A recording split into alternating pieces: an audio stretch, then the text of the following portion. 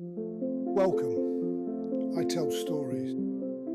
At Wightwick, you might think you've stepped into a quiet shrine to Victorian virtue.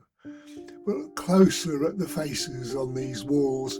You're standing in a house built by the Mander family, industrialists with a conscience of sorts, who used their paint and varnish fortune to curate a great gallery of some of the most scandalous souls in England, the Rossettis.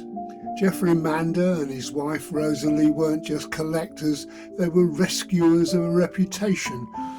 While the rest of the Victorian world saw the Rossettis as fleshly radicals, the Manders saw genius, perhaps quite right. Think of Dante Gabriel.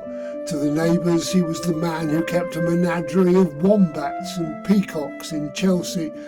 To the gossips, he was the widower, so haunted by guilt that he dug up his wife, Elizabeth Siddal, 7 years after her death, to retrieve a book of poems he'd buried in her copper-red hair.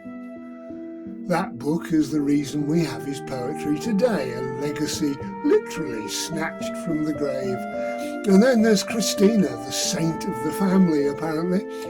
Here at Wightwick, in this new exhibition, we see her anew. She sat for her brother's sketches, her face the model for the Virgin Mary, while her heart was breaking over lost loves, which she'd refused for the sake of her religious scruples. But the scandal didn't stop with the siblings. In the basement of the Rossetti family home, the next generation, William's daughters, were printing an anarchist newspaper, whilst their father worked in a high-ranking government job. His girls were under surveillance for plotting to topple the state.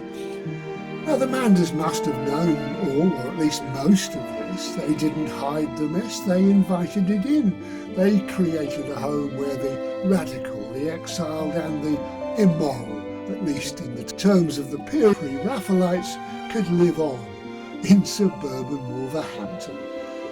So as you walk through these rooms, don't just look at the beauty, look at the obsession, the midnight exhumations, the quiet defiance of a family that refused to be ordinary. The Rossettis didn't just paint the Victorian age, they set fire to it. And here at Wightwick, the embers are still glowing.